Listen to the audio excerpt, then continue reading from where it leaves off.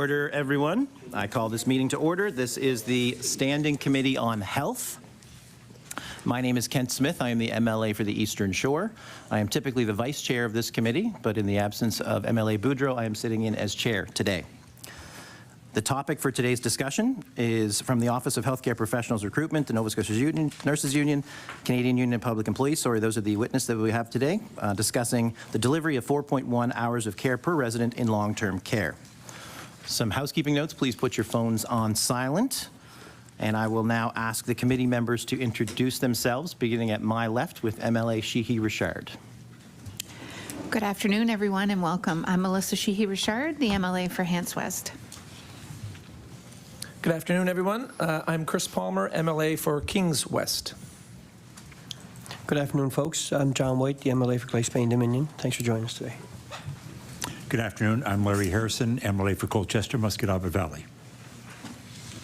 Hi there. I'm Susan LeBlanc, the MLA for Dartmouth North. I'm Gary Burrell, MLA for Halifax Chebucto. Good afternoon and welcome. Rafa Di Costanzo, MLA for Clayton Park West. Good afternoon, everyone. Brendan McGuire, Halifax Atlantic. Good to see everyone. Thank you to the members. I would now like to invite all of the witnesses to introduce themselves. Just stick with an introduction of your name and title for now. We'll do formal opening remarks in a moment. I'll begin again at my left with Ms. Barbrick. Hi, everybody. Tracey Barbrick. I'm the Associate Deputy Minister with Department of Seniors and Long-Term Care. Hi, everybody. Craig Beaton. I'm the Associate Deputy Minister at Department of Health and Wellness and the Office of Healthcare Professional Recruitment. Hi, everyone. I'm Janet Hazelton. I'm the President of the Nova Scotia Nurses Union. Nan McFadgen, President of CUPE Nova Scotia. Thank you very much. We do have additional witnesses in the second row that if and when you get called upon, we'll ask you to introduce yourself at that point in time. I will also note that Deputy Minister LaFleche is absent for about 5 minutes or so, and he'll be returning shortly. And finally, I'd like to make it official and recognize the fact that we have Legislative Counsel Gordon Hebb present, as well as Clerk for this committee, Ms. Judy Kavanaugh, present. We will now move into the opening remarks for our witnesses. We are asking for 3 to 4 minutes per organization. Try to keep it concise if we can. We have a lot of witnesses and a lot to talk about today. So I will begin with Nan McFadgen, please. Thank you. So as I've said, my name is Nan. Order. Oh, sorry. Just wait for your mic there. Sorry Nan. about that. So as I've said, my name is Nan McFadgen. I am speaking here on the unceded territory of the Mi'kmaq people, colonially known as Nova Scotia. And I represent about 21,000 public workers across the province, 4,700 of whom work directly in long-term care. I myself am a licensed practical nurse with a little over 20 years of experience in a long-term care facility. So this topic is near and dear to my heart, as you might expect. So I want to thank the committee for looking at discussing the topic of 4.1. It is CUPE's goal to achieve 4.1 in Nova Scotia, and I hope it happens before I'm in care. I will be excited about that. So I bring to you a clear and simple message. CUPE has been advocating for 4.1 hours of hands-on care since I began as an LPN, so, and I've already told you how many years that is. So the hands-on care is not what we have now, 4.1 hours of hands-on care. However, I will define to you that hands-on care is provided by continuing care assistance. I am myself, as I said, an LPN, and so I'm going to explain to you with a bit of a thread to make it easy for the layperson to understand. So if you take, for example, what I would call a decubitus ulcer in long-term care, so what you would probably call a bed sore. So our focus in long-term care would to have no bed sores, no decubitus ulcers. That's our goal, right? So that starts with clean laundry, appropriate nutrition, mobility, nursing care, hands-on care from continuing care assistance. So the complete person requires significant help with their ADL so that they don't have a decubitus ulcer or a bed sore. So To say that we now have 4.1 is not actually what we have. What we have now is 3. We have 3 for continuing care assistance, 3.0, I guess. Hours of hands-on care. So your recent announcement, while we were very happy about it, because this has been my lifelong fight to get 4.1 hours of hands-on care, I know the difference between what we have now and what we achieve to get. So we have 3 hours of hands-on care, which are continuing care assistance, which sees approximately 25 minutes in a 24-hour period of increased care. Hands-on care. And the nurses, the LPNs and RNs see, I think it's approximately 9 minutes, but you can't quote me on that. So when we're talking about care and human beings, we really cannot just think about the pieces of care. When you got up this morning, you got a shower. You put on clean clothes. You likely had breakfast. If you didn't, you should have. So you likely had breakfast. You likely did that in your home, which would be a clean and safe environment for you. And you likely did it with everything in your home functioning as it should function. And then you got in your car and you came here to present or to attend. So in a nursing home, a resident needs to get up in the morning. They would need a physio aide, perhaps, occupational health and safety. They would need a continuing care assistant. If they require nursing care, they would also need that. They would also need the room cleaned and their bed changed, and they'd need someone to make their breakfast. So when you think about hands-on care, it's far more complex than to say Nova Scotia now has 4.1 hours of care. If you're talking hands-on care, Nova Scotia has 3, which is not what, in fact, CUPE has been lobbying for over 15 years. So when you made the announcement, and it was said, like, why aren't you happy about this announcement? Well, we were happy about the announcement because at least it's a step. And a step is better than no step at all. And I acknowledge that freely. I'm happy to say it. However, we're not where we need to be for caregivers and the people who receive their care in Nova Scotia. It is not... the story's not over. You've started the story when in 2002 when CUPE negotiated 2.45 hours of hands-on care. We've been trying every successive year with every government to increase that. So in that, I will acknowledge here now, that's great. You've increased it by 0.45 hours of hands-on care, so thank you, because that's beautiful. But the work is not done. We're not finished, so we really do need to think about the resident in their entirety and not just the piece with the CCAs, right? It's so much bigger than that for us. So 33 more minutes of care in a 24-hour period. Maybe that doesn't sound like a lot. That is what was achieved with the increase, 33 more minutes in a 24-hour period. If you're the person in the bed, that 33 more minutes would be pretty special. But for some facilities, the 3 hours of care, it actually, the end result was no increase in continuing care assistance. So we have some nursing homes, we used to call them old builds. I won't get into all the different names of all the different governments. But so to say, some nursing homes will see that increase of 33 minutes in the 24-hour period. Some nursing homes will see no increase with the 3 hours of care. And when it comes to nursing, some were already funded over complement of what was, I don't know, I keep wanting to say bargained, but it wasn't bargained, legislated.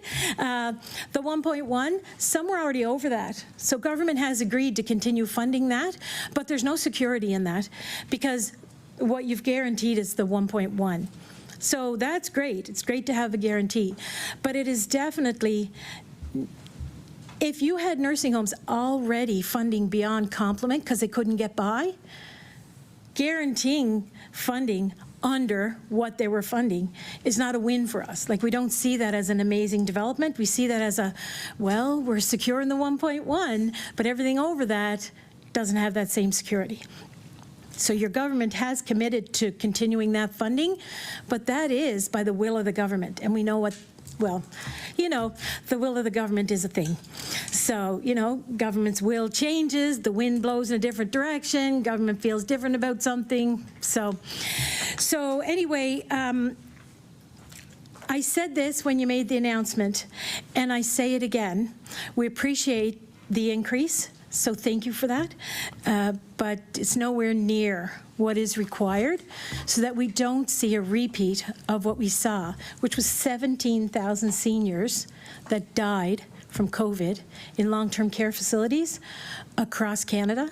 And Nova Scotia does not have a proud moment in this history. Thank you. Thank you. Ms. Hazelton.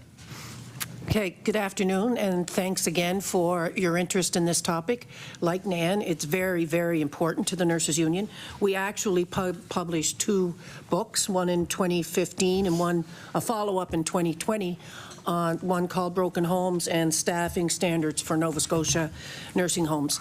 And in both of those, we asked for 4.1 hours of care. So I'll keep my introduction short. At this point, the requirement of 4.1 hours of care. Oh my God! What was that? They didn't really want to hear from you. Okay, I'm Order. done. Please. Is there AED in here? Order. That's Louis Lowen. Please accept our apologies. We should have announced that we're doing some renovations here. And that might not be the only one that we experience. So hopefully if someone hears the bell chiming, they can make sure that everyone is aware. Miss Hazelton. So at this point, the requirements for 4.1 hours of care is outdated. Research of this type is retrospective by its very nature, and 4.1 represents the minimum hours of care required for patients of over the last decade. We need to be planning for the needs of residents for the next decade. This means following through on campaign promises and mandate letters, commitments to a modernization of the Homes for Special Care Act, and an increase to the number of clinical staff in long-term care. We shouldn't be satisfied that with a staffing increase that merely maintains the status quo and is only intended to prevent deterioration, do our seniors and long-term care residents not deserve to be able to thrive in their homes? This government has made some commendable changes to our long-term care system, increasing the wages of continuing care assistants to better recognize the value of the work they perform, making training to become a CCA more affordable and accessible, and increasing the number of CCAs working in long-term care are all great examples of positive initiatives. We've also taken steps in the right direction to increase the number of nurses in long-term care from 1 to 1.1, which is 9 minutes. That's not a lot of time, but it's, like I say, it's a step in the right direction. This is really 20% short of what is expected and what research shows. We should have 1.3 minimum hours of licensed staff, and that would be your LPNs and your registered staff. Because as Nan said, it's unfortunate if we do see ulcers, but it's the registered staff that would deal with those ulcers. It's the registered staff that are supposed to be assessing the residents to make sure that an ulcer is not on its way.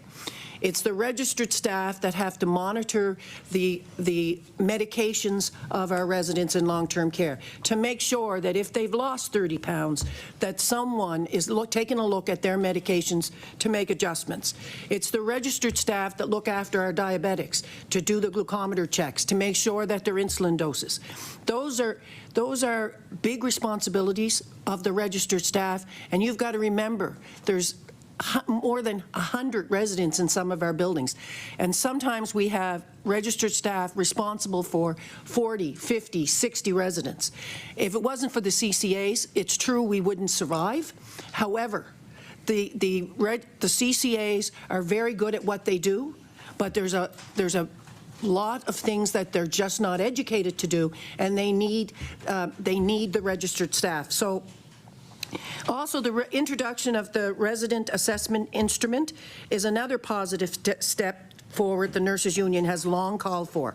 But without an increase in clinical staff to support it, the initiative risks becoming more of a burden than a benefit.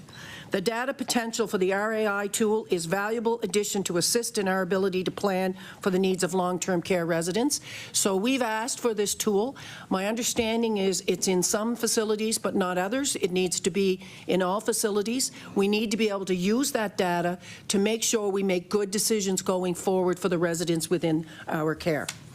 With more nurses in long-term care, there's a potential to explore innumerable innovations to enhance the quality of care. More nurses could mean the expansion of registered nurses prescribing in long-term care, an initiative that would prevent unnecessary transfers to our hospital. This would not only be better for residents themselves, but would also free up paramedics and emergency room staff. So we have introduced registered nurse prescribing in this province, but for now, it's just in acute care. That needs to be expanded because as a matter of fact, my mother-in-law is in a home for special care, and she waited 13 hours to get an antibiotic in the local emerge for a urinary tract infection. An easy fix that could be done if we had the RNs were able to prescribe and or if we better utilized NPs in long-term care. We need to expand that. We need to have NPs, and they don't need to be assigned to one long-term care facility. They could look after several. So they could go to long-term care facility A today and B tomorrow. But more importantly, the staff within those facilities would have someone that they could reach out to and get answers right away.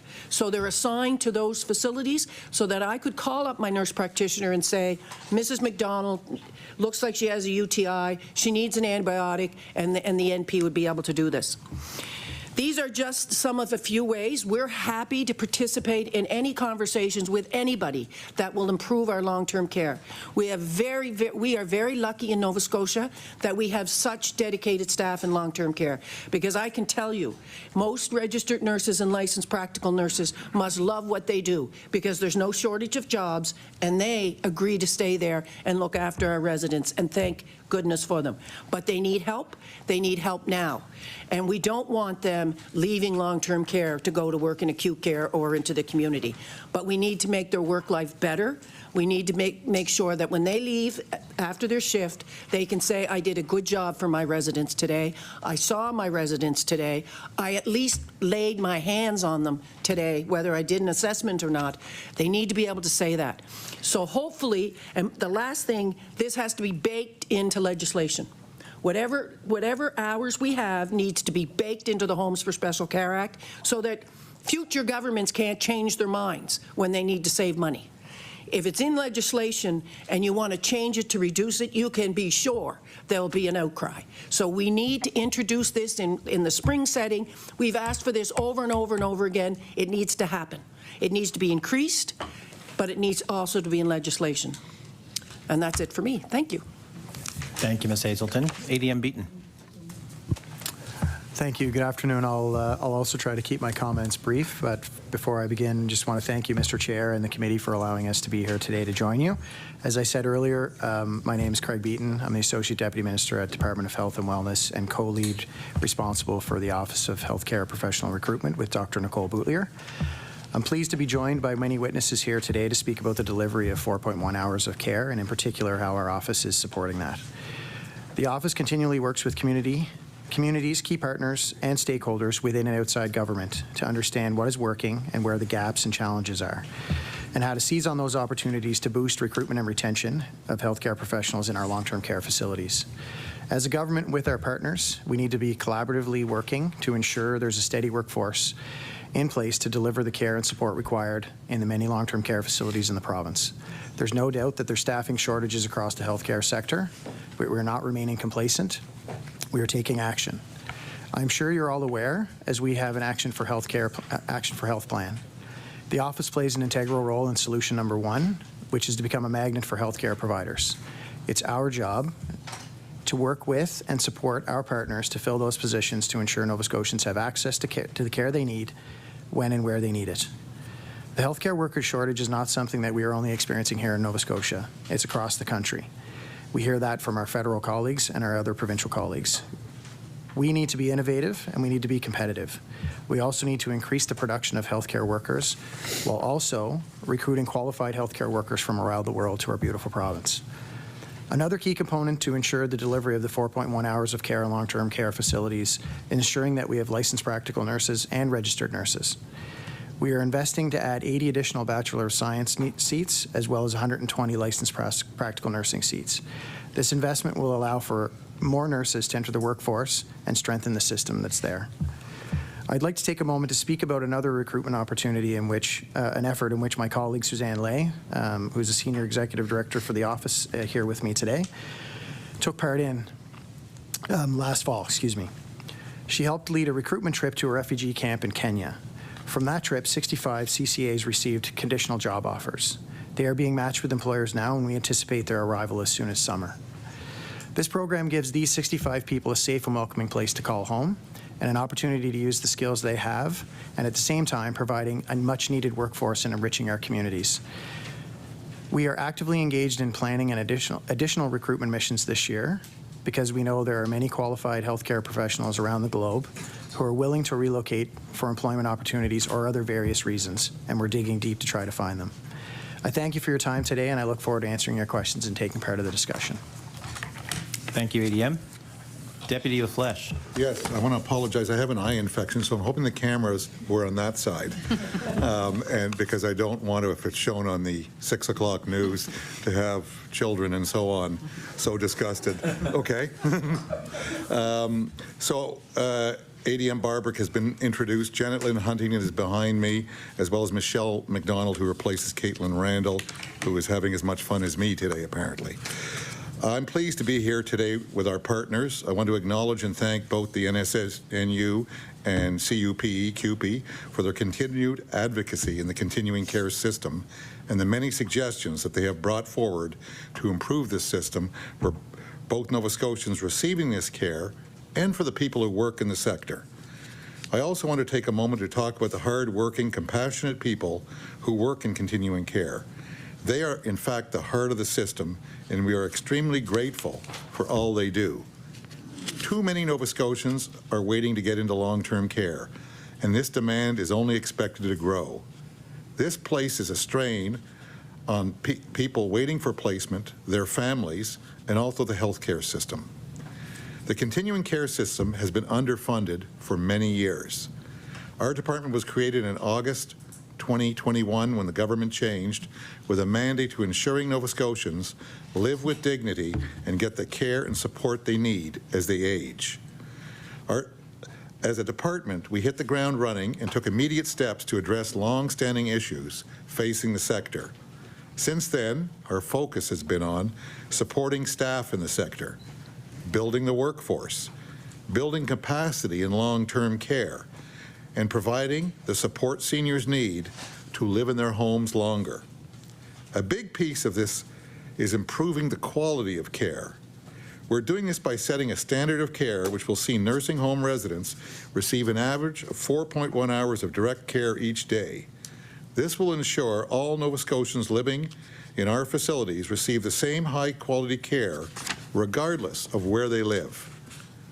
Government has listened to the facility operators and the staff, my colleagues here from organized labor, residents, and the families we serve, and made this level of funding a priority. We're not doing this alone.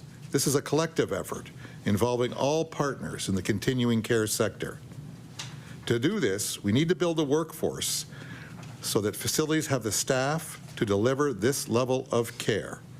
Government has made strategic investments to hire and train staff and support people working in the sector.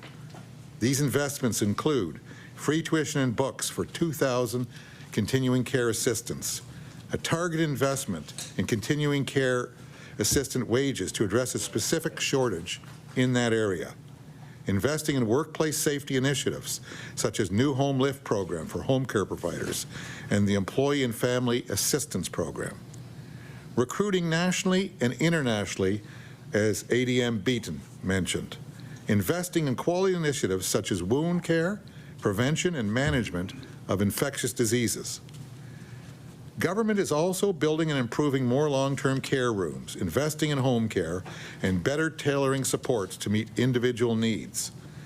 While there is much more work to do, we're seeing positive results. Efforts to establish the 4.1 standard are well underway. Some facilities have already reached 4.1 hours of care per person. Most facilities are on the cusp of implementing it, and we continue to work with other facilities to support them as they prepare to meet this goal. With this investment, Nova Scotia is one of the first provinces in Canada to set this standard of care. Our department is working closely with the sector to recruit and retain staff needed, making continuing care a great place to work and ensure seniors receive the best possible care. We know that there is more work to do, but by working all together, all of us here at this front row, we can achieve this. We look forward to answering your questions. Thank you. I may have to excuse myself from time to time to take medications, but ADM Barbrick will be here. Thank you, Deputy, and thank you to all the witnesses. I believe everyone here has been at committee before, but if you've forgotten, the way this committee works, it is 2 rounds of questioning. The first round is 20 minutes per caucus. The second round is under 10 minutes. It'll be determined by how much time we have left. We need to wrap up by about 2:45 or so. And please wait until you get recognized and the red light on your microphone turns on before you begin responding to the question. So that being said, we're going to turn to the Liberal caucus. MLA Di Costanzo will begin the questioning, and it is 1:26. Thank you. Thank you, and thank you for your opening remarks. I think I'm going to start with some questioning to Mrs. Hazelton, the president of the NSNU. We know that there is a shortage of nurses across the province. So can you explain to us maybe how is this impacting the long-term cares? And we know with the announcement that there is 30 out of 90 have achieved the 4.1. Maybe you can explain to the committee here why do those 30 were able to achieve it, and they're working on another 30, and maybe some timelines. When do we expect this? What do you expect to happen to achieve the 4.1 at all 90 long-term cares? Ms. Hazelton. I got it this time. It's certainly going to be a challenge because we have upwards of 1,200 registered nurse vacancies within the acute care system. And so attracting nurses to work in long-term care, what we're going to have to do is make it attractive. And by make it attractive, we want to make sure that they're able to achieve a work-life balance. They're able to have the help and support they need by increasing staffing. But it is going to be a challenge. Some of the places that are able to achieve it, depending on location. So some of our smaller rural communities, there's not the same options available to nurses that, for example, like in Inverness, there might be one hospital. There is one hospital. And so long-term care facility is an option if you want to stay. And so some of our rural communities are best able to achieve their nursing complement. And luckily, there are a lot of nurses that's what they want to do. They want to work in long-term care. They want to work with seniors. They want to provide, because it's in their homes. It's a whole different nursing. It is not like acute care nursing at all. They develop very long-lasting relationships with their folks. They know them, their family, and they know their family. And so that is attractive to some nurses. But like everywhere, there's going to be a challenge to recruit nurses to work in any of our sectors. MLA Di Costanzo. Thank you. But any timelines that you can offer us here of what your expectation right now to achieve that? And also, I've also heard that there are beds are empty in long-term care, and that is because we don't have staffing.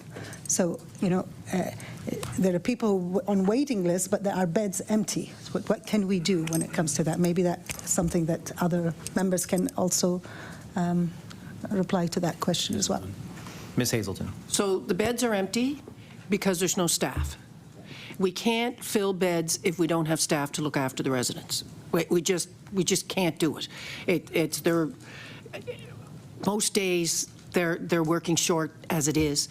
So how the timelines, I think, would be better answered by someone else, because I'm not sure how long it's going to take. I don't know how long they've been working on it.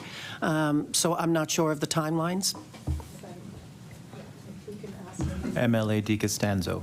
Maybe we can ask the deputy to answer that one. How many, maybe give us numbers of how many beds are empty at the moment, and how long do you expect them to be empty? Yes, I'll pass it along to ADM Barbrick. ADM Barbrick. Thanks for the question. It's actually, things are in really good shape in terms of closed beds. This time, about a year ago, we had about 500 beds closed in the system due to a combination of staffing, outbreaks, other reasons. We've only got 7 beds closed due to staffing right now. So that's as a result of multiple initiatives. I think the wage increase certainly has helped. The 4.1 has helped. It allows more people to be on the floor. The announcement of 4.1 equaled about 550 new staff in the system. About 70% of our nursing homes are now have demonstrated that they're ready to fill the positions, and we've actually advanced the money to move to 4.1. 50% of them have actually achieved it. So of that 550 staff that were part of the 4.1 announcement, 400 of them have been hired. So certainly there was a lot of beds closed, combination of COVID, wages, all of the other things, but it's moving in the right direction, I'm pleased to report. MLA DiCostanzo. Thank you. Thank you for that answer. And my second question is actually to the department. What consultations are in process right now with the private long-term cares and the facilities, and are they going to receive the 4.1? Is that going to be applied to all long-term care, private and public? What do you mean? Yep. Deputy LaFleche. When you mean the department, do you mean that department or this department? Whoever has the answer. MLA DiCostanzo. Whoever can answer the question. I think ADM Barbrick is best placed. Yep. ADM Barbrick. Sure. So there's really, when we talk about private, I'm going to break it down in the following way, because I think it's sort of a mystery in a lot of cases. But we really have licensed nursing homes, and within that bundle, there are for-profit and not-for-profit nursing homes. And then there's this other sector of assisted living that people would pay to live in, some accommodation rates, and maybe a bit of support for care, housekeeping, dietary, some of those things. So when we talk about I think you mean the assisted living facilities that are not licensed or funded by the province. Is that what you mean? Yeah. So right now, yeah, we have no licenses for that segment of the population.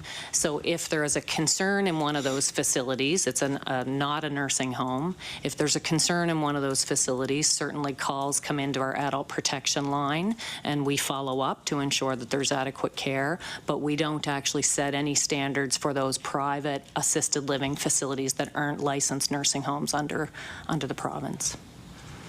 Thank you. If I can just remind everyone to please make sure to wait till the light is on and make sure that everything gets captured on Ledge TV and enhanced. MLA DiCostanzo. Thank you. So my concern is that there is no oversight over the private sector. I have a constituent that came to me, and in his 80s, his wife, who had dementia, passed away. He's still living with the guilt that there was an incident where somebody pushed her, she ended up with concussion, no reporting.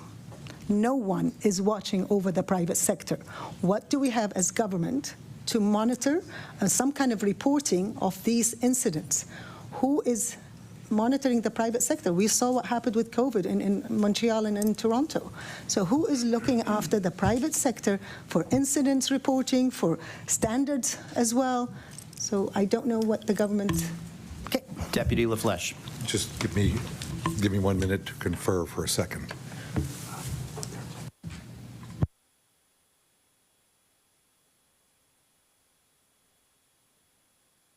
ADM Barbrick will speak. ADM Barbrick.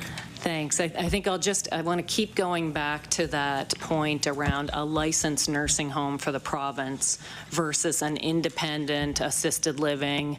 I have the financial means to pay $6,000 a month to go live in a Berkeley, for instance, and that pays for accommodation and maybe a couple of hours of support in the run of a month. So there's our licensed nursing homes for whom there is for-profit and not-for-profit operators. So Shanix, for instance, operates both some licensed nursing homes and some independent assisted living facilities that don't provide 24/7 nursing care. So I think if we're going to the assisted living facilities that are completely independent and unlicensed by the province, so right now, those standard, they're an independent business, so it's a consumer-based approach to that business, and so Better Business Bureau licensing sides of things would apply.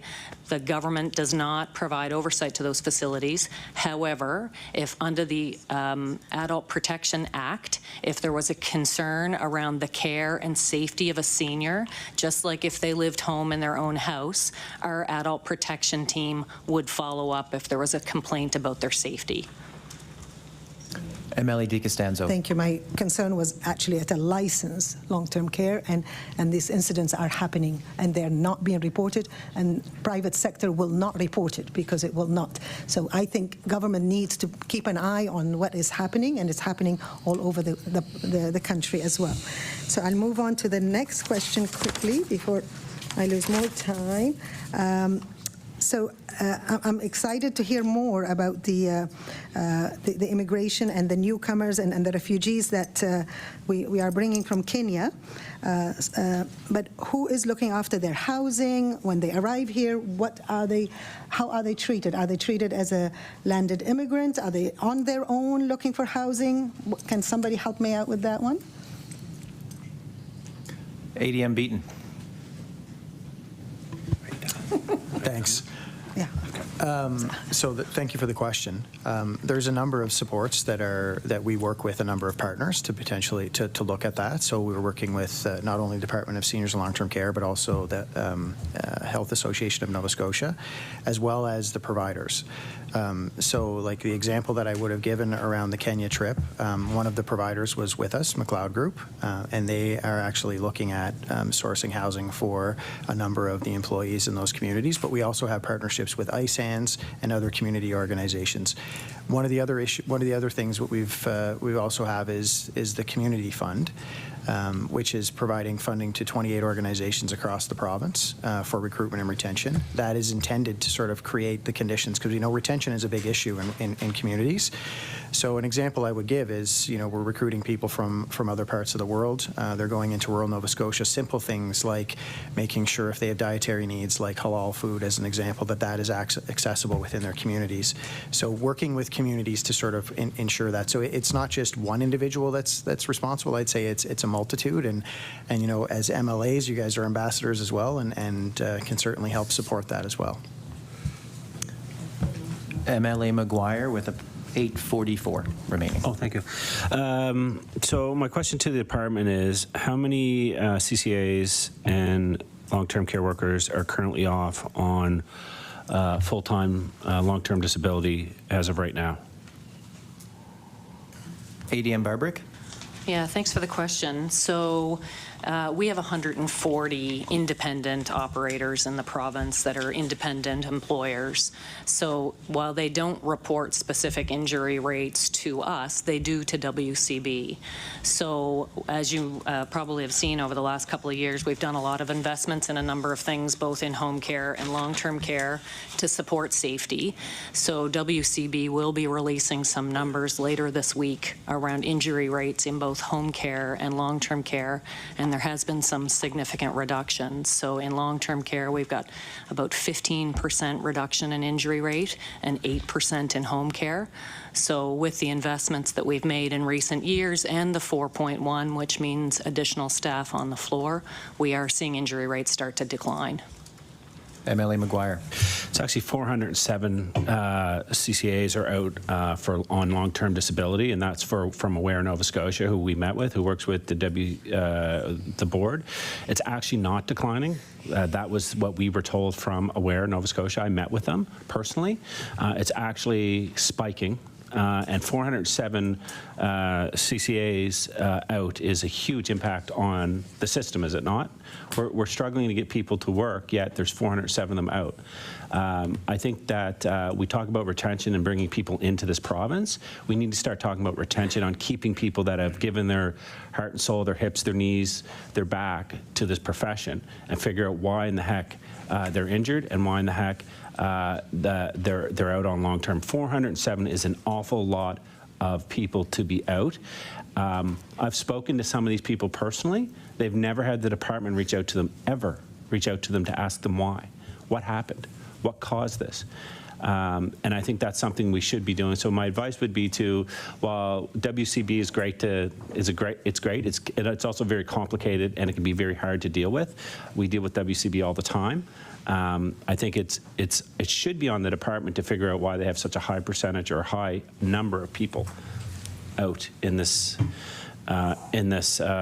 profession, because word gets around. When a young person comes into the profession and they see some of the people that have been around for a long time and they feel beat down or they feel tired, we're seeing a lot of people come in and they're quickly getting out of the profession. We're also hearing a lot, and this is to Ms. Hazelton. I've been meeting with a lot of nurses and friends of mine who have actually reached out to me that were full-time nurses for a long time, and now they're going part-time. And that has a massive impact on the healthcare system. These are young people. These aren't people in their, 60s, 70s.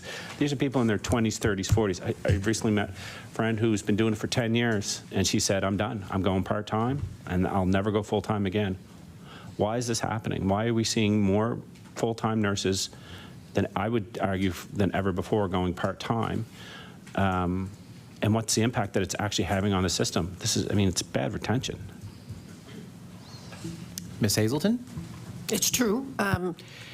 Nurses are going part-time, and they're going part-time or leaving the profession altogether or going to travel nursing because they need a work-life balance. I met with administration and nurses in one of our merged departments, and I know it's not long-term care, but they haven't had a vacation day in 5 months, and the employer told them, and you're not getting one for another 4. So they're saying, well, I've got to do something, and I can't, and that's not even talking about the overtime they're working. They're called in, or they're staying late, they're working 24-hour shifts. So we have to fix the work-life balance. We have to figure it out, because nurses have options, and they're just saying, I'm out. It's not okay for me not to see my family or not to be able to go on a vacation or not, that's not okay. I have options, and I'm going to exercise my options, because even when they reduce to part-time, they can still get full-time hours if they want. But it's if they want. It's not scheduled. So what it's doing to our full-time staff is it's not good. Our full-time staff are burning out quicker, and that's why they're opting to go part-time, is because they're burning out. They can't do it. The overtime is through the roof. We have 24-hour shifts in this province in long-term care and acute care. 24 hours. You can't work 24 hours. It's not good. It's not safe for anybody. So they're saying, I'm not doing it. MLA McGuire. My question to Ms. McFadgen is also, we're hearing that from CCAs, that they're burnt out, they're tired. I talked to one the other day who works overnight shifts, been doing it for 20 years, and there's 2 of them on the floor. And guess what happens? And it's supposed to be more than 2, but people are calling in sick, and they don't have a work-life balance. So guess what happens when one of those people goes to lunch? She's left all by herself. Would you do your members, and I know it's not on the union, do your members have a work-life balance? Nan McFadgen. Thanks. So I think that depending on what part of the province they're working in, it would depend on what kind of work-life balance they get to have. But we do see a larger amount of people going to part-time. Our workforce is aging, further to that 60 comment. So there was a time when you could work as a CCA until you were 65, but the acuity of care, the needs, all the things, working short, all of the perfect storm of situation, we're just not there anymore. And I would even suggest that your 407 number, it's probably even larger than you have there in your information, because many nursing homes don't have LTD. So LTD is something that a lot of private homes won't have. It's a costly benefit for employers to provide, right? So it's more rare than not for, so unless you're injured and you can prove it at work, as opposed to you're worn out, it's very difficult to get WCB if your body's worn out. You need to break your body to get WCB. LTD is more if you're worn out and your body can't do it anymore, you can get LTD, but you need access to LTD first, right? And so it's very, as a union, it's very difficult to bargain LTD into a sector that if it doesn't break you, it wears you out, right? So. MLA McGuire. To Mr. Beaton, quickly, we heard today that from Ms. Hazelton and McFadgen, I was sorry if I said that wrong, I'm sorry, that they want 4.1 baked into legislation. Does your department have legislation ready to go for the spring session that bakes 4.1 hours into law? ADM Beaton. So I would pass that over to the Department of Seniors and Long-Term Care. Yep. Yeah. ADM Barbrick. Hi. Thanks for the question. Certainly the minister's mandate letter has referenced the intent to include the 4.1 in legislation. In terms of the timing of legislation, that'll be up to government's mandate. MLA McGuire, 39 seconds. While I appreciate it's up to government to decide, I mean, it does have an adverse effect the longer we wait. Have you personally worked on the legislation, or anyone in the department personally worked on the legislation or a draft of the legislation? ADM Barbrick.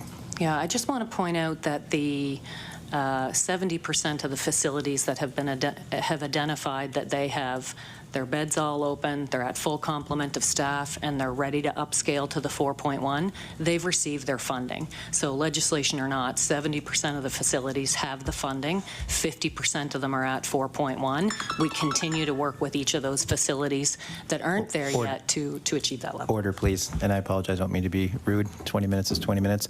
I will respectfully request MLA McGuire, the statistics that you cited of 407, I'd appreciate if you could table that for the committee, please, and thank you. The NDP, MLA Burrell. Thank you. I'd like to go back, Ms. McFadgen, to the point you opened with, that the 4.1 that has been called for by CUPE and the Nurses Union and others all through these years is not the same as the 4.1, if I understand you correctly, that is being implemented at the moment. So just to be as clear as we could you speak, and perhaps Ms. Hazelton, you could comment on this as well. What are some of the differences for residents in the sector and differences for staff working in the sector that we could see if the 4.1 as you define it were being brought into place, which we are not going to see as it's being implemented? Nan McFadgen. So before COVID, that seems to be our world now, before COVID and now, sadly. But so before COVID, we did a CUPE carried out a social experiment at a nursing home. And so our members came in and volunteered at 4.1 hours of care. And so I'll share with you what I think, while it's a philosophical difference, it's a very meaningful and a very real difference. So what one of the CCAs said to us after that 24-hour period of 4.1 hands-on care staffing, what they said was, it's the first shift they'd worked in years that they didn't cry before they went home. So when you're talking about retention, I think it was Brendan who brought up about retention. When you're talking about retention and 4.1, if you have an appropriate level of staffing, when you're looking at your day as a caregiver, and you're thinking to yourself, what exactly have I done with my day? maybe you'll feel the same way about your day. When you go home today, you're going to say to yourself, did anything meaningful happen in my day? Did I do anything that was worth getting up in the morning and coming to work? Well, continuing care assistants, people who work throughout long-term care are no different. So when you are chronically working in an understaffed facility, or a facility that's, to use the word, just not staffed properly or with enough people, then at the end of your day, you're going home and you're feeling each day a little bit more like a failure. Of course, you're not a failure, right? I mean, that's not my message. My message is that the work that they went to do there in the morning, well, they came out at the end of the day and they hadn't done it, right? When someone's waiting a half an hour to go to the washroom, how does anybody feel good about that, right? If you sat here now and said to yourself, I'd like to go to the washroom, and I said, the timer's on, 30 minutes, you can go, there'd be no joy in your day, right? So these are the kinds of impacts that continuing care assistants have. Maybe you're lying in bed waiting to get up for breakfast. Maybe you're 80 and you've laid there waiting 2 hours for your breakfast, and your entire life you were up at 6 a.m. for breakfast. I don't recommend that, but maybe you were up at 6 a.m. for breakfast, and now because you're in care, you're lucky if you're up by 10, right? Most of us get a shower every day. I shower every day. Residents get a shower a week, or a bath. I mean a shower or a bath. One a week. Right? Is anybody, going to die from only having one shower a week? Probably not. But when you think about yourself, those of us who may be 60 or over, and so we're closer to a nursing home than we might like to think about. And when I think that, I'm going to wait till 10 o'clock for my breakfast, I'm going to get one shower a week. And that is actually staffing at the ratio that we now have in Nova Scotia, which is 3 hours of hands-on care per day. Those are the things that, so the difference for us, 4.1, one of the comments, as I said, was she didn't cry when she went home. So if I could go to work and not cry going home, that goes a long way to me showing up tomorrow. It goes a long way to me not being stressed. It goes a long way to me going for coffee with a friend and saying, oh my gosh, I have this amazing job in long-term care. I'm a continuing care assistant and I'm well paid and I get vacation, I have a pension. Go figure. So I have all these amazing things. If I'm saying that because when I go home from work I'm not crying at the end of my shift, then that's more than half of your recruitment retention battle, right? Because people will look at the sector. I look at the long-term care sector with pride with the work that they do. Of course, I come from that sector, so I'll concede to being biased. But the work that they do is amazing. And the work that they do without enough people, without enough hands, it's amazing. My own mother was in long-term care and received beautiful care from beautiful workers, right? And they did it without enough. So I look at the 4.1 and I think to myself, 15 years ago, someone did a study somewhere and said, 15 years ago, someone did a study and said 4.1 hours of hands-on care would be a beautiful thing. So here we are in Nova Scotia 15 years later, and we have 3 hours of hands-on care, which I may have mentioned earlier, like we're happy about it. But really, is it about us being happy about it? It's really not. It's about the quality of care. And so the difference is, and earlier I did say 33 minutes and I misspoke because my notes, I typed them so small I can't really see them well. It's a problem, but there you go. So it's actually 24 minutes of care that we've increased. So 24 minutes of care in a 24-hour period. So we're not getting to the end result of 4.1 hours of hands-on care with that. So that's the difference for us. The quality of care, the quality of work, the quality of work-life balance, the vacation thing that Janet talked about, that's no different for CCAs. When I talk to a facility and they say, one of my questions usually in the summer months is, were you able to give everybody vacation this year?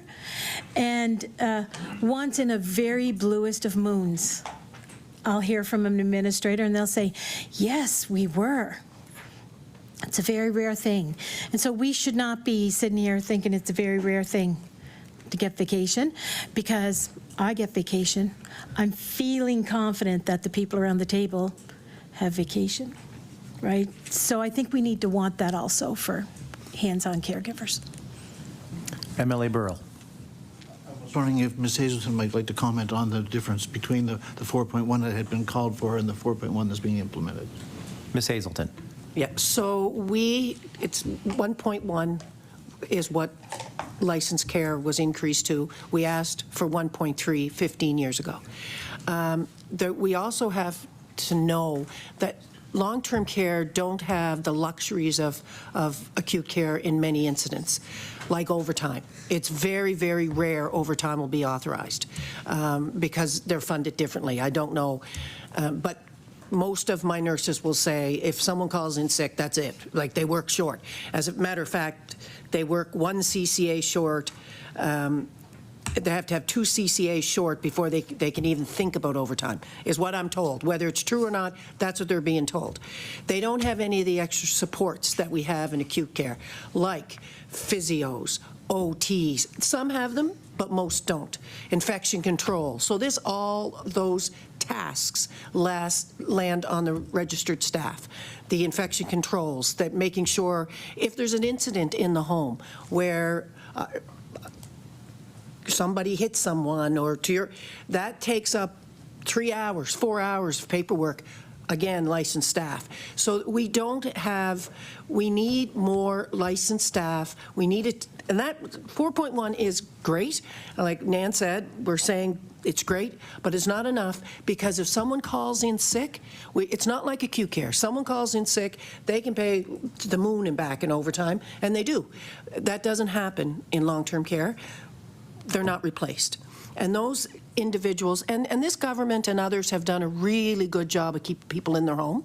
But as a result of that, when they come to long-term care, they need a lot of care, because if not, they'd be in their home with the assistance they can get now from, and it's a good, like my mom's 95 in her home because she gets some assistance, and my family get help. But if that was taken away, should be a lot of care in a long-term care facility. So we need to look at what's in our long-term care now. Many can't ambulate. None of them can look after their own personal hygiene for the most part, and it is 1 bath a week regardless. And so we don't treat our children at the IWK this way. So I'm not sure why our seniors don't get the same kind of, and sharing a room, although efforts have been made, but having a neighbor, like in 1 bedroom, you've been living alone or with your spouse your whole life, and now you're with this stranger who may or may not get along with, who may or may not be yelling half the time, like, we wouldn't do that. Like, when we go away on union things, we all get our own hotel room. When we could probably share a room. We wouldn't ask that of our members, but we think it's cool that our seniors can be in rooms with other people they've never known in their, like, it's awful. And so we need to improve the system, because like Nan said, we're all going to be there. And I personally don't want to share a room with anyone. I don't want to, and but I might have the means to pay someone to go into, but I don't know. It's just sad, and we've been talking about this since I've been president, and that wasn't yesterday. So we have an opportunity. We just got a bunch of federal funds. We should use some of those federal funds to improve our long-term care, not just our acute care. The acute care, they have their problems, but long-term care, I think, is worse in some ways. MLA Burrell. Thank you. And I'd like to ask you both as well about the national standards document came out a couple of weeks ago. This is really framed the discussion about improvements in long-term care nationally in a kind of a new, exciting way. And there have been calls for those national standards to be implemented in provincial legislation. I wonder what your two opinions are about those calls. Is that something that would be helpful for the sector? Ms. Hazelton. I think it'd be awesome. But those standards are like a yellow light, you know, maybe, sort of. Like, it's just a recommendation. It's like, you know, like you can stop or not. So we need to take, those are excellent standards. But like everything, they're not going to be worth the paper they're written on unless provincial governments put them in the legislation. So we are strongly advocating for that to happen. But we're not very optimistic because many of those recommendations are wonderful, but we all know they're expensive. People need to make a decision in this province. Like, we either going to invest in long-term care or we're not. And if we can live with not, then let's live with it. Let's tell our seniors that this is your life. This is it. But stop telling them and their families that we're going to improve it and then not do it. So I think the standards are a great thing. I think they should be adopted in every province. Nan McFadgen. Thanks. So I would agree that the federal standards would be awesome because they do call for 4.1 hours of direct care, which we're still working on here in Nova Scotia. And CUPE federally or nationally did participate in those the queries that formed the federal standards. They're more receptive. It's a more receptive space for CUPE federally for us to have a voice. So we did participate at multiple levels with that, and I do think that the federal standards would be a beautiful thing. I agree with Janet. Don't let it go to your head. I agree that to set a the recommendations, that's just government speak. It's weak. I think that we either need to decide that the residents who live in care and the people who care for them are worth the investment or they're not. If you go with not, well, I'm not going to be okay with that. I'm probably going to lose my mind. But if you decide to make the investment, it truly is about decisions, because not that long ago a decision was made by this government to raise the wages of continuing care assistants outside of bargaining. And all that took was the will of the government to do it. Government woke up one day and said, I think we're going to be doing this, and then they did it. Now, granted, I have other thoughts on that and all the unintended consequences about this decisions like those make, but just the same, I think that recommendations are not going to work, and I don't think they're going to work for any province across the country. Nova Scotia is not alone. Yep. MLA Burrell with 4 minutes 55 seconds. Well, thank you. Just in Nova Scotia, when the recommendations, the standards were introduced, and our Minister of Seniors and Long-Term Care was asked about it, she made the comment that, in fact, in Nova Scotia, it's not as relevant because we're really ahead of those standards. We've moved beyond them already. Does this accord with either of your experience of life in the sector? Who are we asking? Ms. Hazelton and Ms. McFadgen? Ms. Hazelton. So if that's the case, then put them in legislation. Perfect. It's problem solved. I don't believe it is. Nan McFadgen. Yes, I would agree, because I just finished saying that in the federal standards it says 4.1 hours of direct care, and we have 3 hours of direct care, so we're not the same there. I didn't do a side-by-side comparison, but we're not there, and we're pretty pleased with these standards because, of course, we had a voice in them, so we're proud of that voice, so that also makes a difference, right? So, yeah, I think that, like Janet, this is twice, I'm agreeing with her, I think that if we're already there, just write it down because we're done like dinner. We can all go home and, yeah. MLA Burrell. Thank you, and I'd like to go back to the comment, Mr. McFadgen, you made a few moments ago about the CCA wage increase. So I think everybody was happy when that happened, but we also, we recognize there are a lot of people who work as part of the care team in dietary and laundry and lots of other places. were not included in that, and your union represents many of them. Can you, I think you called them unintended consequences. Can you speak about some of those unintended consequences in the sector and what kind of effect that's having on morale and retention? Nan McFadgen. So, for those who've never sat at a bargaining table, bargaining tables generally have two sides. But in Nova Scotia, there's the employer and the union, and then the government is somewhere in the closet. It was the same with every government, so not a disparaging remark. It's just how it rolls in Nova Scotia. So, and there's mutual exchange of thoughts and ideas, and we make proposals, employer makes proposals, and in the end, at an amazing session of bargaining, we usually meet somewhere in the middle. When government says to themselves, they wake up one morning and say, I think we'll give the CCAs a raise. After we briefly do a dance of joy, because those are our members, and so a meaningful economic increase for a worker is a meaningful economic increase for a worker. It doesn't matter what you say, that was a beautiful thing. However, they work side by side with all those people that I mentioned in my opening remarks. Laundry workers, I guess you call them housekeeping, environmental workers, dietary workers, they all continued to make $16 an hour.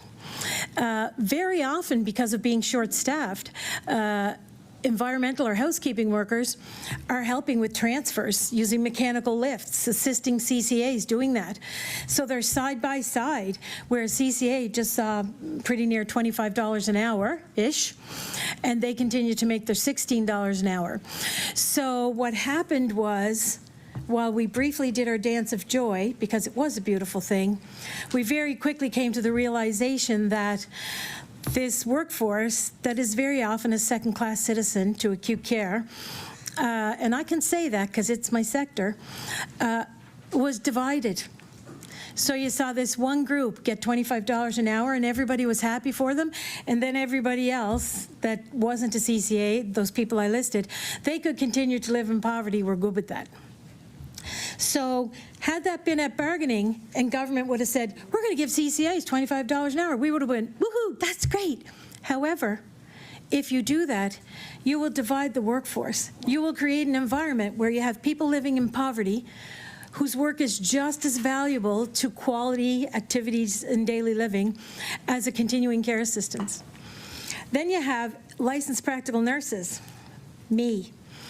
They now make $3 more than a continuing care assistant after 2 years of community college and having the responsibility very often of running a unit. They make $3 more. So the unintended consequences were continuing care assistants were very pleased with the economic increase, as were we.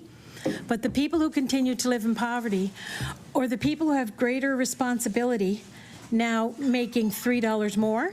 Order. Yep. Apologies again, don't mean to be rude. We will now turn our attention to the Government Caucus, beginning with MLA White. Thank you, Chair. I feel like my mic is always too far away from me because I'm vertically challenged. So my question is to Associate Deputy Minister Beaton and Deputy Minister LaFleche.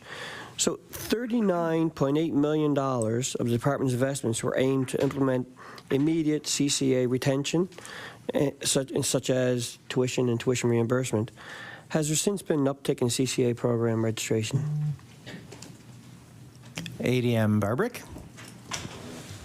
Thanks for the question.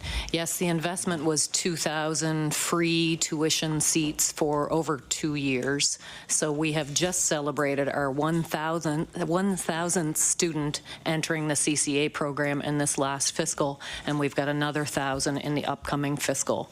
So we're absolutely seeing the impact of those 2,000 students starting to make their way into the workforce. And with the 4.1 hours of care, which is a leader in the country, except for the Yukon. Nova Scotia is the only province that has 4.1 hours of care per person in the country. And that's 550 additional brand new staff in the long-term care sector that were never there before. So those CCA students are desperately needed because we want to fill all those positions. We're building another 1,200 net new beds in this province over the next 4 years, and we'll need those students in those facilities as well. MLA White. Thank you, Chair. So this is a great program, obviously. You praised it yourself right there. Is there any strategy that's being used to make sure that these folks are going into areas where they're most needed, such as rural communities? ADM Barbrick. Yeah, so one of the new method of learning that was created in the last year with the Work and Learn program, which means that the student is in the classroom 3 days a week and working in a long-term care facility under supervision 2 days a week. One of the great benefits of that program is we're seeing that really pick up in the rural parts of Nova Scotia, and we've done a number of customized training programs in particularly rural long-term care facilities across the province to bring people from the community that are looking for to work in that sort of a meaningful profession come into the program and do that work and learn model. So we're really seeing a big difference in the rural communities with that particular model. MLA White. Thank you. So earlier you spoke about the progress being made with the 4.1 hours of care for residents. With respect to facilities that are preparing to do so, can you share a little bit more about what the department are doing to work with these to help you support these goals, to reach that goal? ADM Barbrick. Thanks. So a combination of things. We've got our Nova Scotia Community College in-class program that we've traditionally always had, as well as this new specialized work and learn model. We have about 350 CCA seats in Nova Scotia Community College and another 450 in that work and learn model. So that really is showing a big impact in the community. And the stories that we're hearing from the facilities, the 70% of our nursing homes that are now moving towards the 4.1 because they have all their vacant positions filled. They've got all of their beds open. They're meeting our placement standards in bringing new residents into the facility. They are really seeing a significant difference. A facility, we were just speaking with an administrator the other day, they've brought on a whole new shift from 1 to 8. That's a really important time of day. It's helping with meals at dinner time. It's helping with bathing and personal care. So that facility has brought on a whole new shift of people with this 4.1 hours of care. MLA White. Thank you. I'm going to pass it on to MLA Palmer for a second. MLA Palmer. Thank you, Chair. And before I just ask my first question, I'd just like to give a big shout out to all those in the long-term care, continuing care sector. We've talked a lot about them this afternoon, and we can't stress enough the important work they do for our seniors. And I know in places like Grandview Manor, back in Berwick, where I represent, and support staff in dietary and different places that support all the work that is given to seniors. I just want to give a shout out to all of them and ask them all to hang in there, and they're working under trying times, and just stress that your work is very much appreciated, and we're discussing some of that here this afternoon. One of the recommendations by the long-term care expert panel was a mandatory CCA registry, and it's been just about a year since that opened up here in Nova Scotia. And I guess my question would be to Associate Deputy Minister Beaton. Could you give us an update on how it supported your roles and in what you're doing, and as well as the recruitment strategies? Or you might direct that to Deputy Barbrick, Associate Deputy Barbrick. I think it's been diverted to ADM Barbrick. Okay. Thank you. So yes, the mandatory registry was announced about 3 years ago, but came into effect just last April. We've now got about 9,000 CCAs have registered with that mandatory registry. And what that provides us with is CCAs don't have a college like nurses have. So the CCA complement of workers in the province and what happens with our students after they graduate graduate, how long they stay in the sector has always been a bit of a black box. So the value of that mandatory registry is that it will actually allow us to do proper workforce planning for the CCA segment of our population that is critical in nursing homes. They are the backbone of the nursing homes in combination with the LPNs and the RNs that work there. They do provide the 3 hours of day per person for that formula of 4.1 hours a day. The 1.1 is LPNs and RNs. So critical workforce for us, and the registry will really help us map our needs into the future. We've got our 1,200 net new beds. Right now there's 8,000 beds in the province. There will be 9,200 coming with these new builds. We will need a new segment of the workforce that we haven't had in past, and that mandatory register will be critical to us. MLA Palmer. This question, I think, maybe for Associate Deputy Beaton or Deputy LaFleche. Could you share with us what efforts have been implemented to support those with healthcare experience, having prior skills, as like for the RPL program, and talk about how those can apply, how those positions and those programs work in your work, how they're being applied? ADM Beaton. Yeah, thanks very much. I think one of the initiatives we have underway with the Nova Scotia Health Authority is through their interprofessional practice and learning team. So the RPL program is one of those, really looking at taking a complex look at individual skills when they arrive here in the province and determining what upskill and training is needed to be able to get them quickly into the workplace. We've certainly seen some great advancements with certainly with IENs as an example, internationally educated nurses, whether they're LPNs or RNs, to sort of upscale and quickly put them through bridging programs. In addition, there's a close connection with the licensing bodies as well, both with the College of Nursing on supporting those initiatives. MLA Palmer.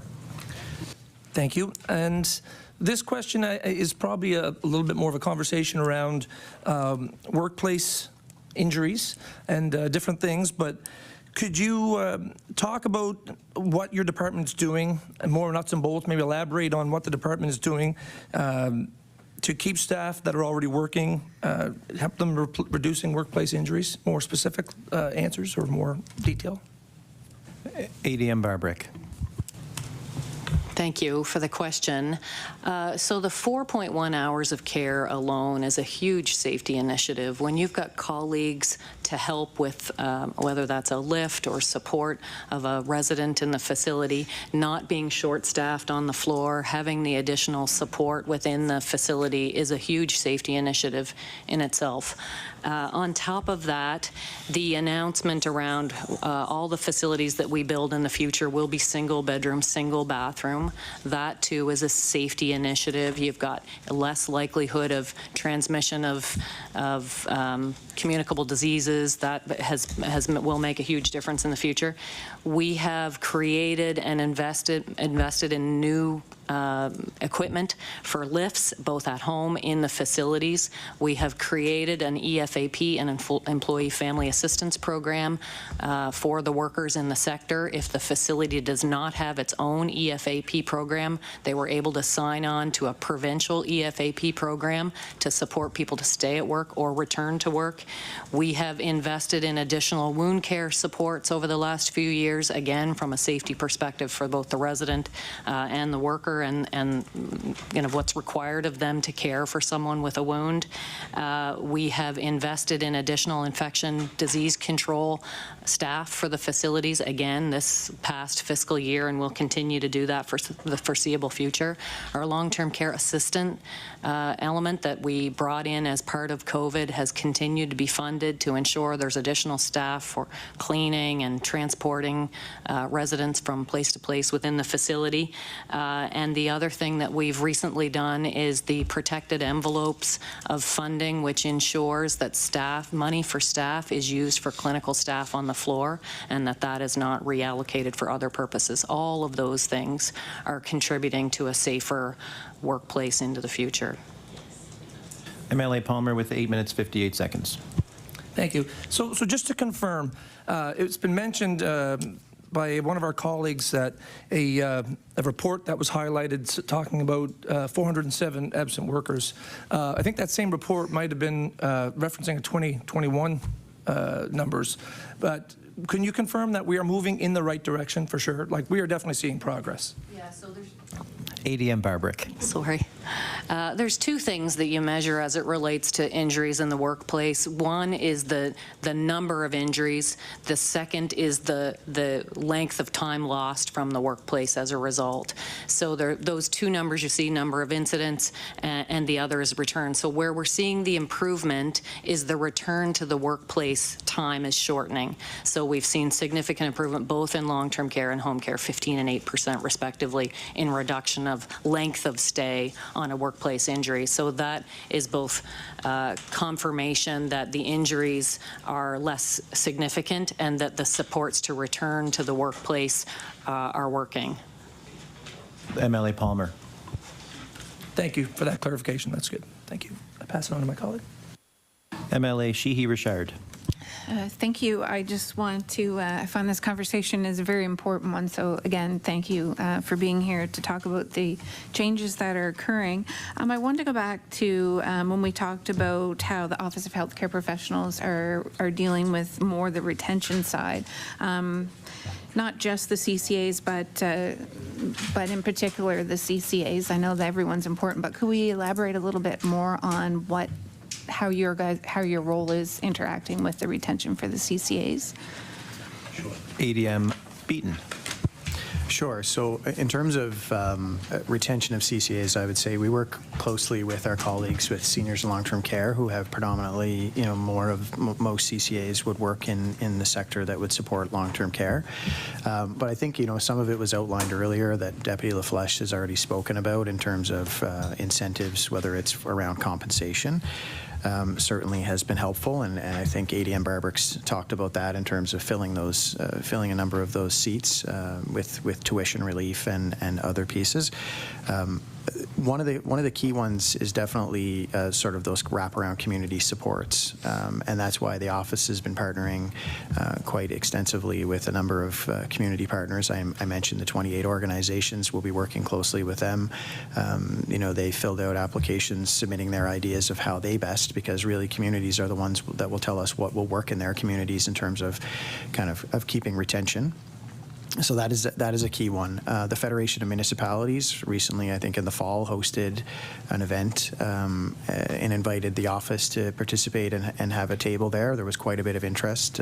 Suzanne, who's behind me, was there presenting on that, and we have a number of follow-ups in working with those communities around building capacity within those communities.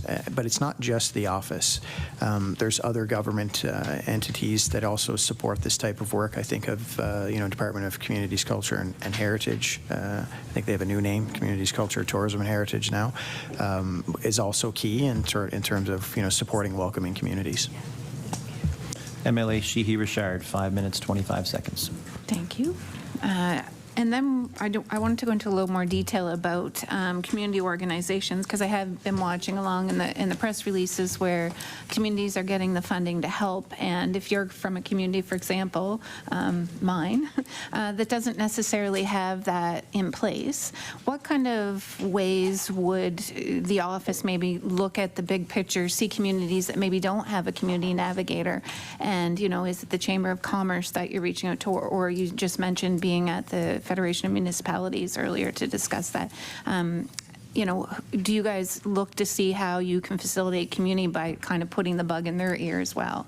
How that can be so beneficial to the greater of the whole? ADM Beaton. So the quick answer on that would be yes. I could probably have Suzanne come forward and talk about it, but we're certainly open. And I would say some of the applications that came forward actually were reach outs from community groups and the office working with them to sort of, you don't necessarily have to have a dedicated group with a mandate around building community capacity. It could be, I think there's, a Legion as an example, potentially, or a Rotary Club. It could be an ad hoc group of folks. I don't want to speak completely about the guidelines, but we are willing to work with any community that expresses an interest and a defined need around how they can encourage retention in their community, whether that's through funding resources or just through, some conversations with the department. MLA Sheehy Richard. I think that that's a really good piece because, we're getting the people to come. And so it's really to try to, while we're building on the momentum, engage in communities for the buy-in to make sure that if we recruit the professionals that we're able to maintain them on a community level. So it is something that is definitely on my agenda. My cousin is actually a recruiter and put the bug in my ear at a hockey game how she's finding that the role of the community navigators is really a really successful role. So I don't really have anything more on that, but since I'm subbing on this committee, I don't know if my colleagues had wanted to finish up with the time. MLA Harrison. Thank you, Mr. Chair. My question would be for Mr. Beaton. Certainly, CCAs are absolutely essential for long-term care, no question. But there are also pressures with the broader health system. So how do the recruitment efforts for CCAs align with efforts for the rest of the system? ADM Beaton. So thanks for the question. I guess what I would say is that we're actively recruiting across all professions in the health system, whether it's CCAs, LPNs, NPs, RNs, MLAs.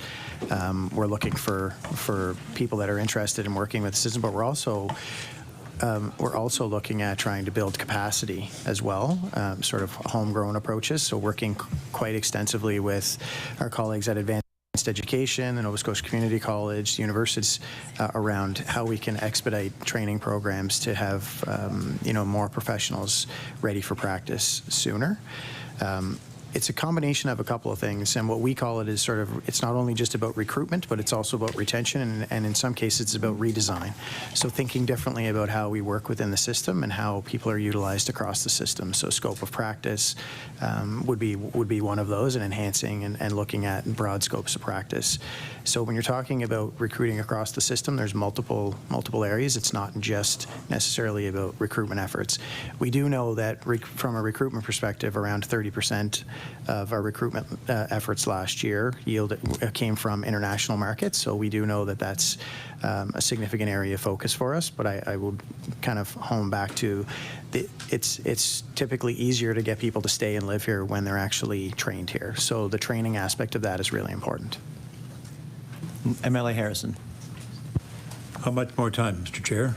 For you? 1 minute, 1 minute and 5 seconds. Okay. You did say something about the infrastructure with the 65 coming in from Kenya, whatever. I know that's always a concern, is to put the infrastructure in place to allow more people to come in. Would you like to say a little bit more about that, please? About what is being done for that infrastructure? ADM Beaton. Sure. Well, I would say one of the things that we're excited about is actually a recent example from Deputy Minister LaFleche's other hat portfolio, which is a significant investment in housing that will support healthcare. Still working out the details on that.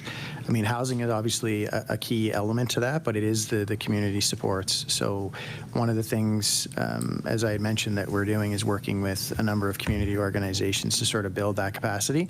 We've had, the Kenya example is really interesting, but we've also in 2022 had some interesting success in both Dubai and Singapore. And I'm probably going to get the other one wrong, but sorry. Order. Escapes me now. Thanks. Apologies, ADM Beaton. That concludes the first round of questioning. Looking at the fact that we'd like to be wrapped up with this section of the meeting by 2:45, we're going to go with 5 minutes per caucus. That'll allow a minute or two for wrapping up for closing remarks for the witnesses. So I will turn to MLA DiCostanzo with 5 minutes. Thank you, and thank you very much. Actually, my question, I have two, and I'm going to start with Ms. Hazelton, and I want to thank her for all the information that she provided today and for all the work that they're doing. Maybe you can highlight the travel nurses. Is that impacting long-term as much as the acute care? And what is the dollar value that we are, and how many nurses are we losing in long-term care because of travel nurses? Ms. Hazelton. So yes, it is impacting long-term care. We never used to have travel nurses in long-term care, and we do now, which I've expressed concern. about that because there's a lot less supports in long-term care, so they don't have other licensed staff to call upon, to rely on. Often some of our residents have dementia, so they may or may not know who they are.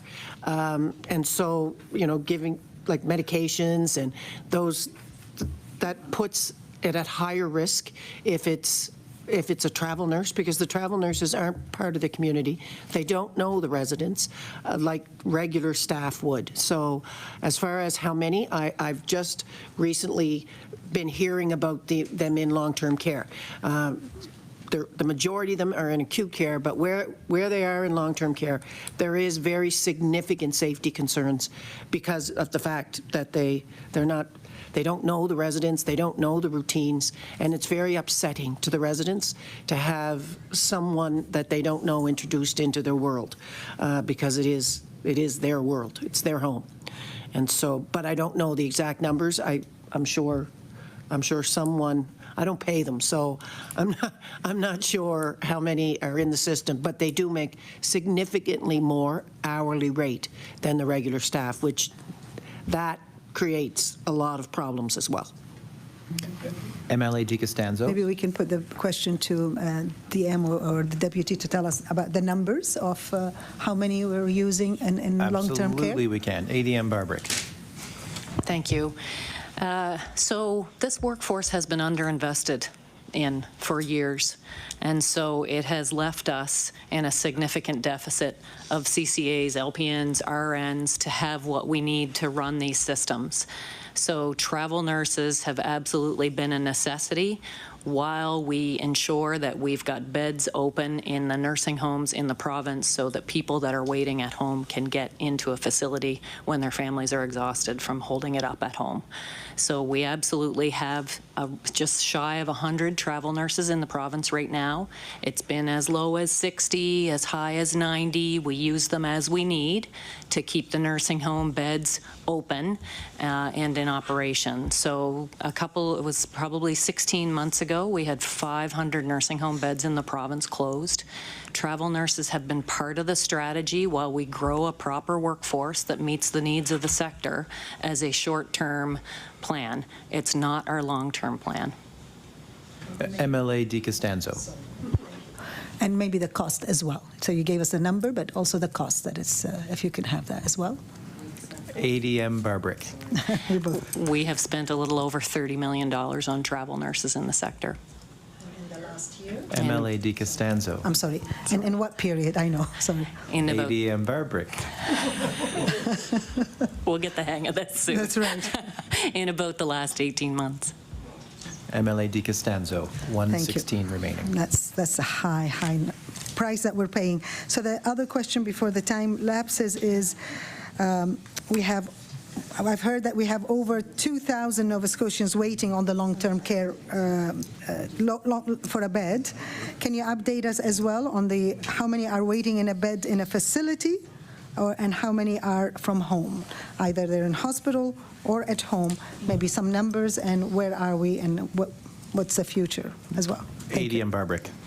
Sure. So in our last quarterly report that was published online, we were at about 1,700 people on the wait list for a long-term care bed. We have about 250 people that are in a hospital bed waiting for a nursing home bed, which has been the importance of some of these travel nurses while we grow a proper workforce and build some additional beds. So that, the positive news is about 73% of the people on a wait list for long-term care have home care right now, either in the form of our agencies that provide home care or direct benefits where we provide funding and they purchase the services that they need. Order. The time for the Liberals has elapsed, and we are moving on to MLA LeBlanc. Thank you, Mr. Chair. I just want to pick up on a little bit of this travel nurse discussion. So we are paying $30 million, or we have paid $30 million over 18 months to bring in travel nurses to satisfy some of our vacancies and to keep beds open. But we also know that we're losing nurses to go do travel nursing elsewhere. Doesn't make much sense. So, Ms. Hazelton, this is for you. The last time you were at a legislative committee, you spoke about the idea of a travel nurse program for Nova Scotia. Do you know if there's been any movement on this? Ms. Hazelton. We're in bargaining. So we're starting our bargaining process at the end of February. And that will be a target. It was successful in Newfoundland. They have their own travel nurses that are from Newfoundland, travel to Labrador, and they make a higher hourly rate than the other Newfoundland nurses. So it certainly has worked in some other provinces.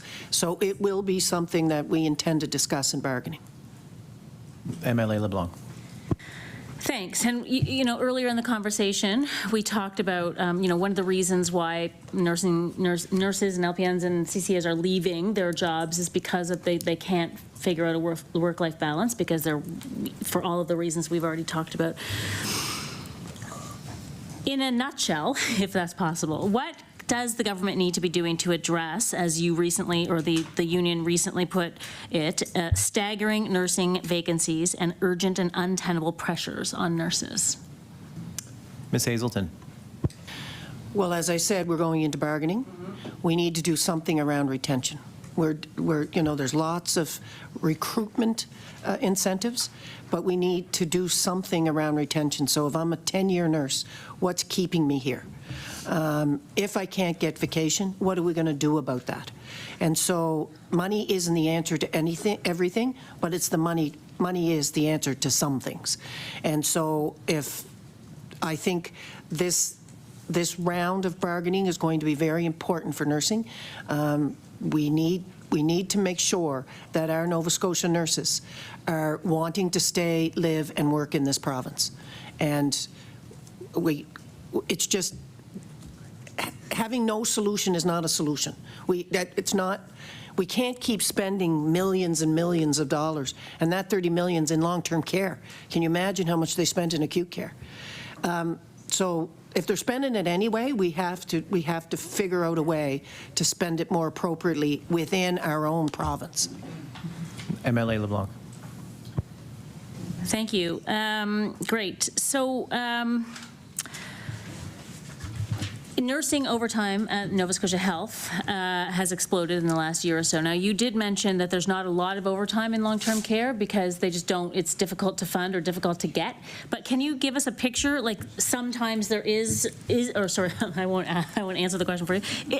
Are there times when there is overtime in long-term care? What does it look like in long-term care in general? And then how would that compare to acute care? Ms. Hazelton. Oh.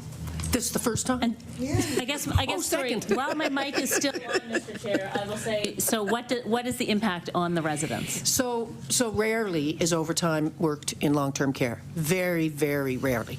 Like, I have a board member that works in long-term care, and so she reports on it regularly.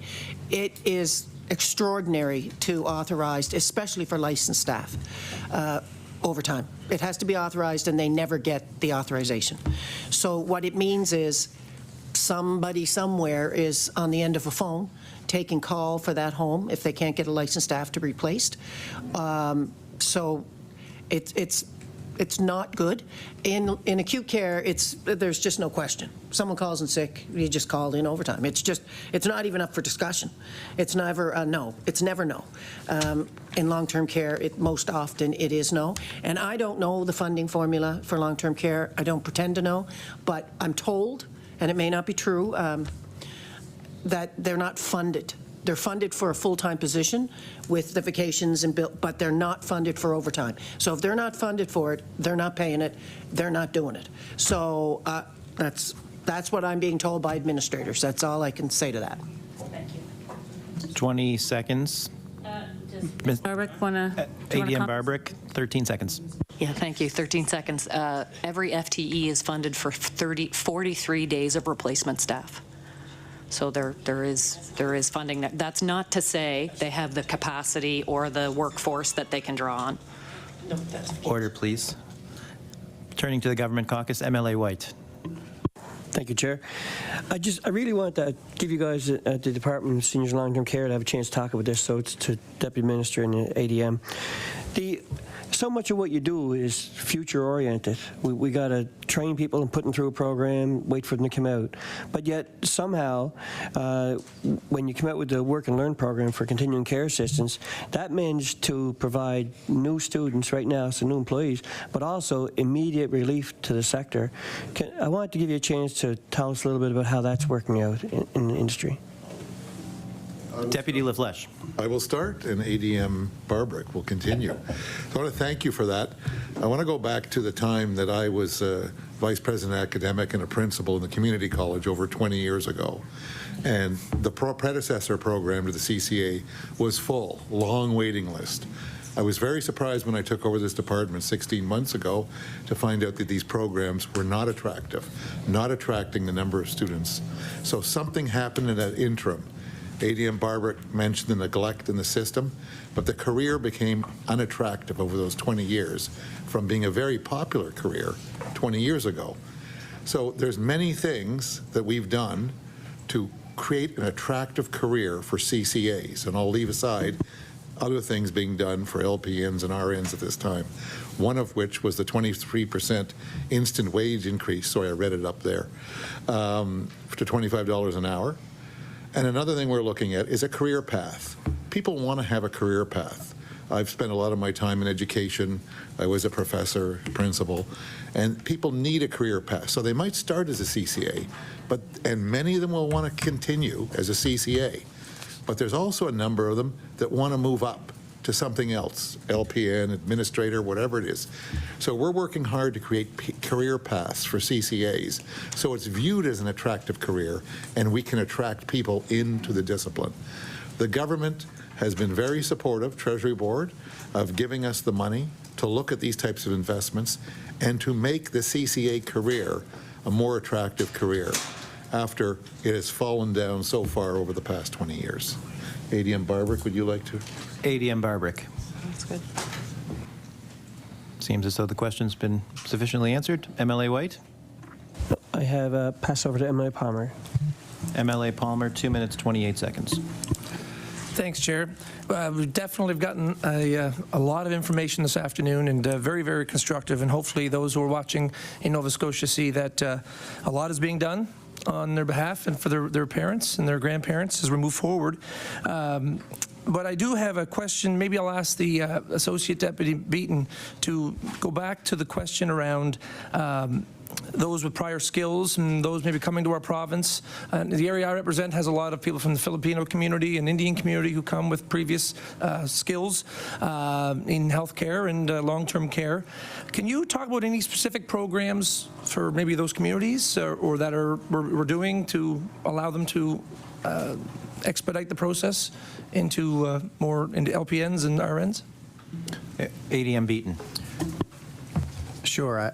I think what I would go back to is the work that's being done by the interprofessional practice team within the health authority. So there is a credentialing recognition that takes place through the licensing body. Oftentimes, the recognition is not the same for somebody coming from the Philippines, as an example.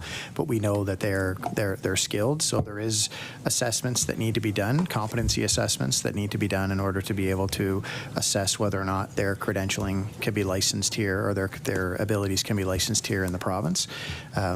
The work that's being done right now is about expediting that process and putting as many people through as possible. I don't have the numbers in front of me about how many, but I do know that it's been growing in terms of the capacity that they're able to do, and it's a sustained effort that I know the health authority is focused on. I will say, though, that the interprofessional and practice and learning team is not just necessarily focused on the acute care system. They're upskilling and getting those folks into positions of maybe moving from an LPN into an RN, and then leaving the choice up to them to where they want to work. Thank you. MLA Palmer, 19 seconds remaining. Thank you very much for that answer.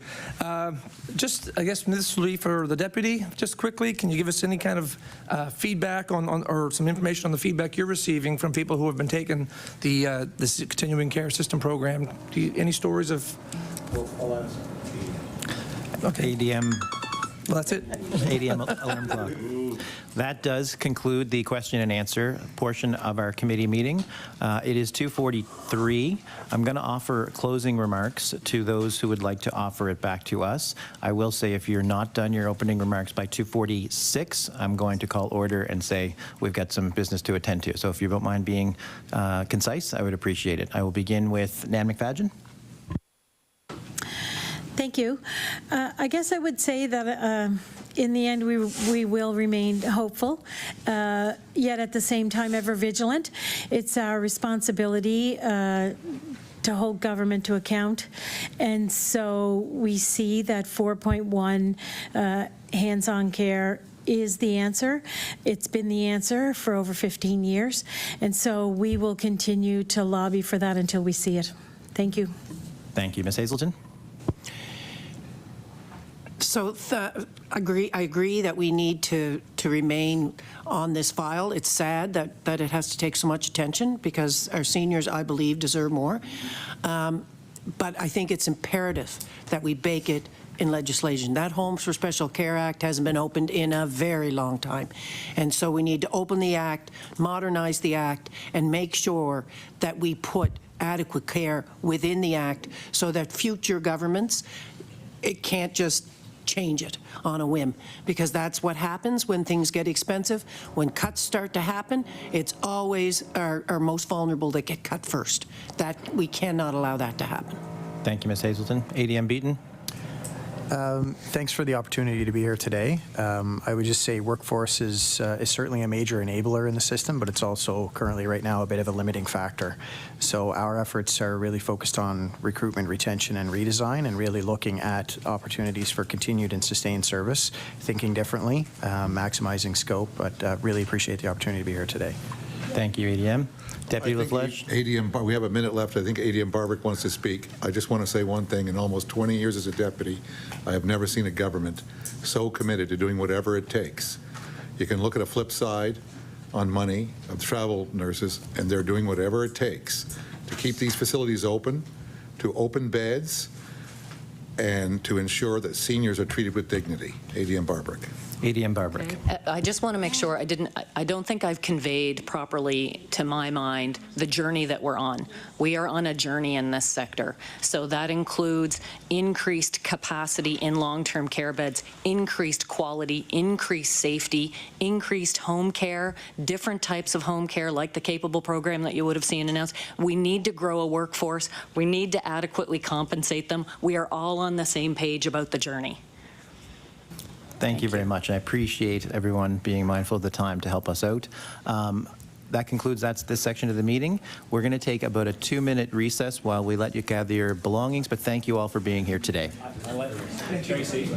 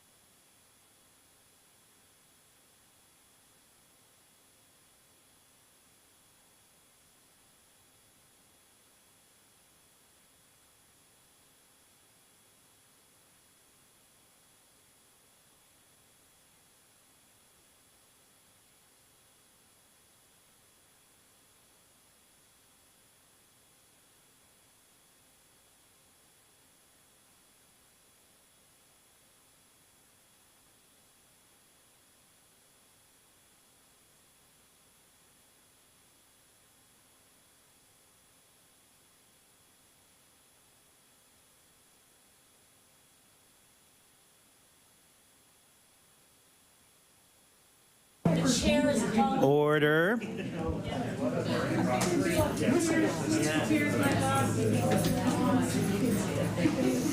Order. Thank you to everyone for respecting the 2-minute break to let the witnesses leave. We have a few pieces of committee business to attend to. The very first piece of committee business that Ms. Kavanagh has asked me to address is the scheduling for the next meeting. So we had asked Ms. Kavanagh to schedule a meeting in March that would accommodate the witnesses, and we have been proposed the date of Thursday, March 23rd from 10 until noon, with the caveat that if the House happens to be sitting, the meeting would be scheduled from 9 until 11. Could I have that nods and approval for Thursday, March 23rd as the next meeting date for the committee, Standing Committee on Health? What time, sorry? It's 10 to 12.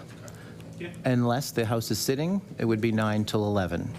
So I see everyone nodding and thanking Ms. Kavanagh for the work that she's done to put this meeting together on the 23rd of March. So I'm going to take that as unanimous consent, and we'll say that meeting is scheduled for the 23rd of March. Thank you, everyone. Correspondence. The first item of correspondence that I have on my agenda is from the January 25th letter from the Department of Health and Wellness regarding public health job vacancies in response to the request for information that was made at the January 19th meeting. Everyone received this via email on the 27th of January and again yesterday. Wondering if there's any discussion on that piece of correspondence. Seeing none, we will move on to the next piece of correspondence. February 13th, letter from the Department of Health and Wellness regarding NSGEU's 59 suggestions in response to a request made at the January 19th meeting. This was emailed to everyone yesterday. Is there any discussion on that piece of business? No, sir. Seeing none, we will announce that the next meeting, as we just agreed to, will be Thursday, March 23rd. The topic will be the Tajik-Gamic Mi'kmaq Health and Wellness, and witnesses will be... Witnesses. Pardon me. She'll book witnesses. We'll book witnesses. We have the date. So with that, everyone knows when the next meeting is. Yep. This meeting was quite helpful and educational and informative. Thank you, everyone, for being polite and respectful, and we are adjourned.